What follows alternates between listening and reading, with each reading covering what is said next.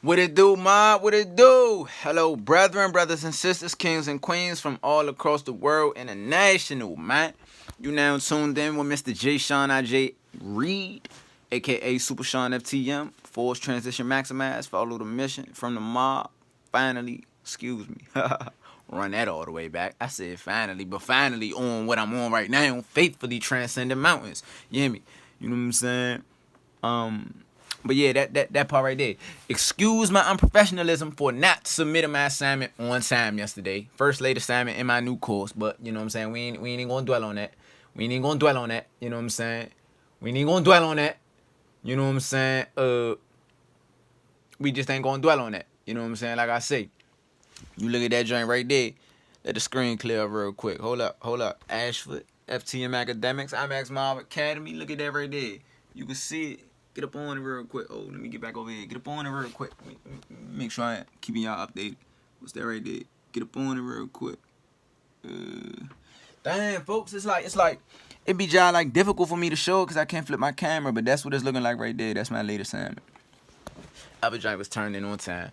But anyway, just got done creating FTM Academics YouTube channel. You know what I'm saying? First episode right here. I mean, literally, right here. To date theatrical depictions that has forevermore caused an enlightening impression upon myself, touching my senses of vulnerability. Dang. Well, my light kind of twisted. You know what I'm saying? But we gonna pause the first episode because we already into the second episode. You know what I'm saying? FTM Academics, IMAX Mob Academy. Basically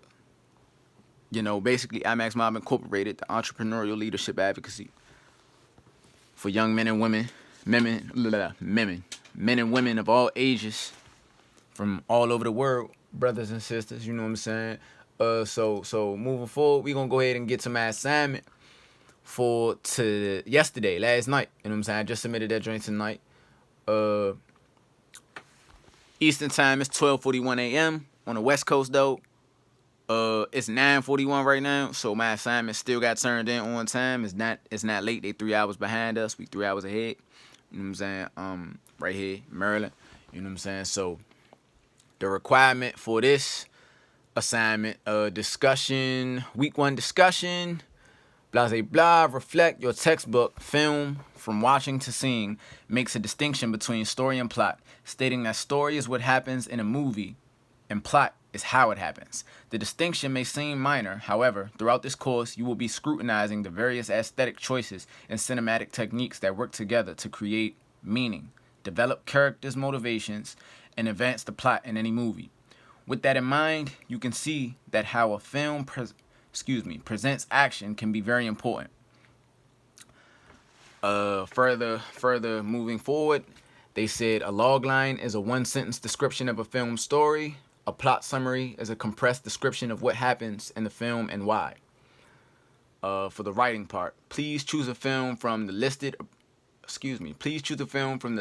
of approved choices. Note, if you would like to write about a film that is not on the list, you must email your professor for approval in advance, or you may not receive credit on this assignment.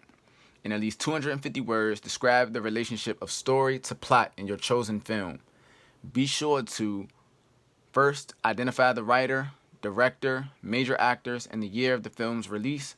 Second, summarize the story of your chosen film, what happens in one sentence.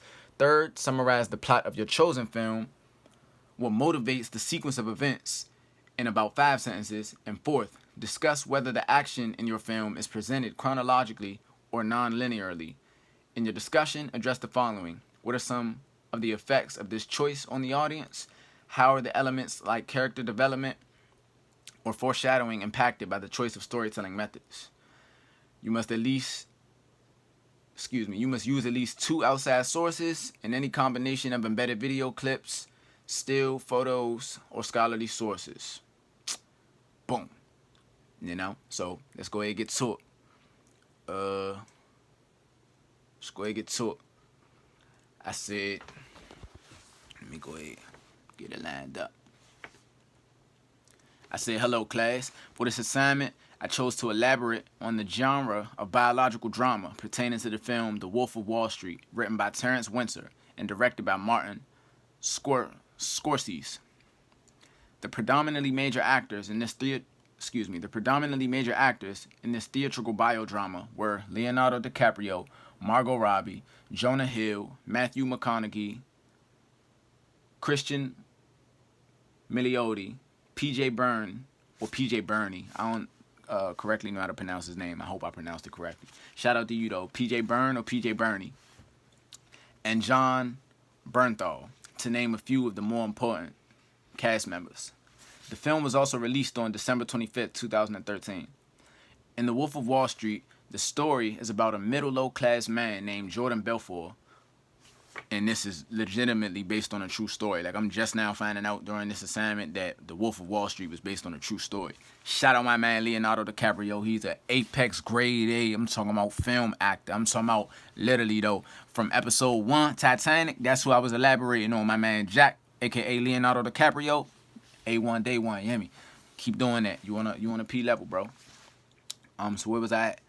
I say, in The Wolf of Wall Street, the story is about a middle low-class man named Jordan Belfort who comes across the opportunity to increase his salary and solidify a career as a broker, and after making many compromises, finally attains himself a position at a Wall Street brokerage, further succeeding alongside his trusted colleague, Donnie Azoff, at establishing and launching his own firm, Stratton Oakmont, becoming one of the most wealthiest men in New York City.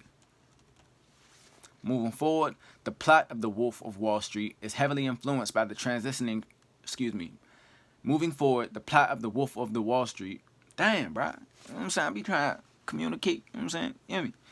Moving forward, the plot of The Wolf of Wall Street is heavily influenced by the transitioning stages of the protagonist's societal status, henceforth from a lower-class poverty to upper-class wealth within the city and state of New York. Chronologically, Jordan Belfort goes from being underpaid and unsatisfied with his spouse to moving forward with the lunch interview for brokerage with Mark Hanna.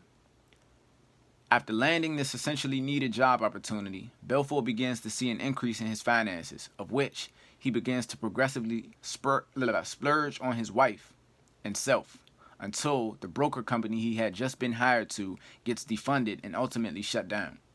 From that moment on, Belfort would take this newly gained knowledge and skill set in the profession of brokerage and, alongside his trusted companion Donnie Azoff, set out in pursuit of new broker members for the jumpstart of his newly ground house